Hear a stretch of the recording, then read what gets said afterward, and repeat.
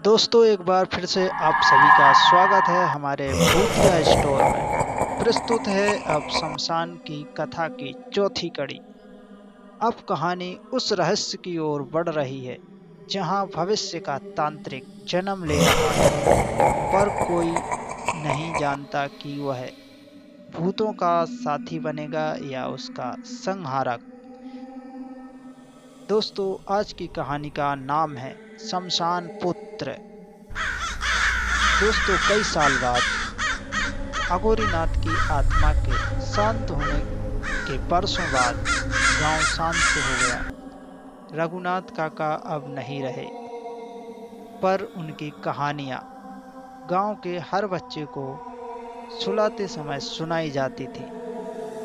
पर किसी को नहीं पता था कि उन कहानियों को एक बच्चा बहुत ध्यान से सुनता था।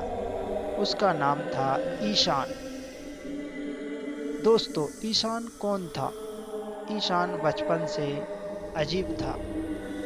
उसे अंधेरे से डर नहीं लगता था। वह अकेले शमशान के पास चला जाता और वहां घंटों बैठा रहता। जब कोई पूछता तो वह जवाब देता, मुझे वहां शांति मिलती है और कोई मुझे बुलाता भी है। गांव के बुजुर्ग डर गए। कई लोगों ने कहा, यह बच्चा शमशान का ही है, शायद अघोरीनाथ की आत्मा अब उसमें समा रही है। एक रहस्यमयी किताब। दोस्तों, एक दिन ईशान को शमशान के पास की मिट्टी में एक पुरानी तांत्रिक पुस्तक मिली। उस पर लिखा था, मार्ग अघोर का केवल चुनिंदा के लिए। दोस्तों, ईशान ने उसे पढ़ना शुरू किया। तंत्र, मंत्र, सिद्धियां, वो सब बातें जो एक साधारण बालक नहीं समझ सकता था। पर ईशान को वो सब जैसे पहले से आती थी। अजीब बदलाव। दोस्तों, धीरे धीरे ईशान बदलने लगा। उसकी आंखें रात में चमकने लगी। वह बिना पढ़े मंत्रों का उच्चारण करने लगा। और सबसे डरावनी बात यह है कि मरे हुए जानवर उसके पास खुद आकर गिरते और वो उन्हें अग्नि में चढ़ाता। गांव डर गया। लोगों ने सोचा, क्या कोई नया तांत्रिक जन्म ले चुका है? दोस्तों, कहानी का मोड़, सपना या सच।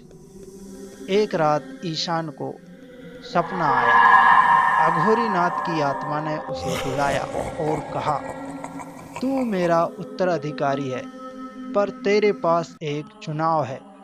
या तो तंत्र का मार्ग चुन और अमर बन, या शिव का मार्ग चुन और मुक्त कर हर भटकती आत्मा को। दोस्तों, अंत अभी तय नहीं। सुबह गांव वालों ने देखा, शमशान में अग्नि कुंड जल रहा था और ईशान बैठा था, पर इस बार सफेद वस्त्र में और हाथ में तांत्रिक पुस्तक नहीं, रुद्राक्ष की माला थी।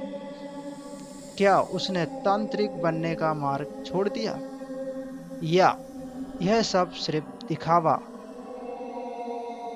आगे क्या होगा?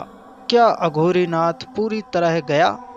क्या ईशान सच में भूतों का मुक्तिदाता बनेगा, या यह सिर्फ उसकी तांत्रिक सिद्धि का हिस्सा है, एक ऐसा रूप जो दुनिया को दिखाने के लिए है? बने रहिए हमारे भूतिया स्टोर में, जानने के लिए नई कड़ी का इंतजार। दोस्तों, फिर मिलते हैं आपसे अगली कड़ी में। जब तक के लिए जय हिंद, जय भारत।